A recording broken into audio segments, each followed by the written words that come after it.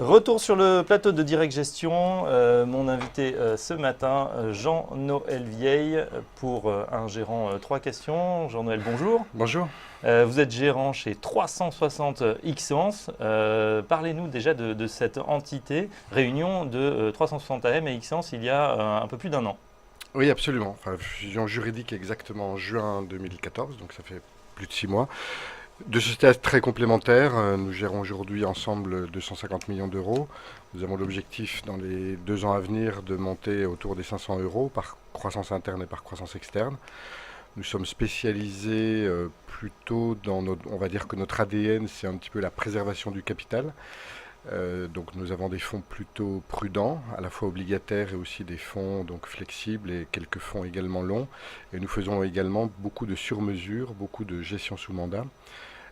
Et notre clientèle principale, ce sont les conseillers de gestion en patrimoine. Très bien, vous gérez en particulier le fonds Xence Flexible International. Parlez-nous de ce fonds international, diversifié et flexible. Oui. International, diversifié, flexible. Pouvez-vous détailler? Absolument.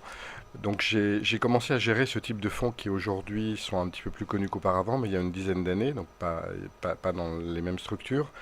Donc j'ai une assez forte expérience dans ce domaine. Alors qu'est-ce que c'est que des fonds flexibles? D'abord, c'est un peu une carte blanche que vous donnez au gérant qui permet de gérer un peu toutes les classes d'actifs, toutes les zones géographiques et l'importance justement d'être international par rapport à d'autres fonds flexibles qui vont être plus européens et je crois aussi très important en ce moment. Je peux aller dans les émergents, aux États-Unis, etc. Donc l'idée, c'est d'essayer de profiter des différentiels de croissance des zones et essayer d'avoir une allocation optimale. Ensuite, les niveaux d'exposition sont effectivement aussi fluctuants en fonction de la perception que nous avons des marchés.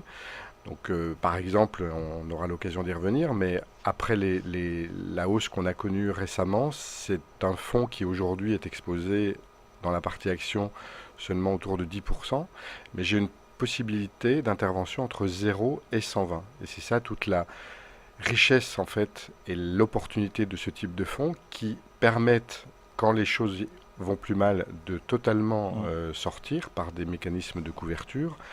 Et au contraire, quand nous avons une opinion positive, de pouvoir éventuellement donc même se sensibiliser au-delà des 100%.